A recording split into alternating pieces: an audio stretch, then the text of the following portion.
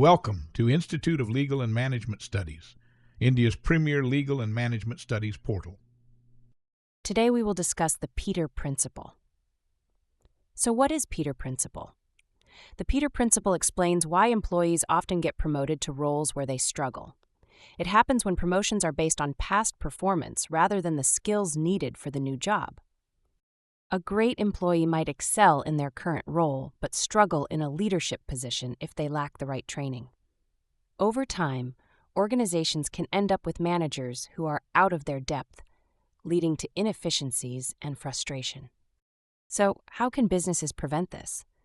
By focusing on competency-based promotions, leadership development, and offering career growth paths that don't rely solely on moving into management. Want to dive deeper into the Peter Principle? Check out the full article at www.ilms.academy for more insights. The link is also in the description.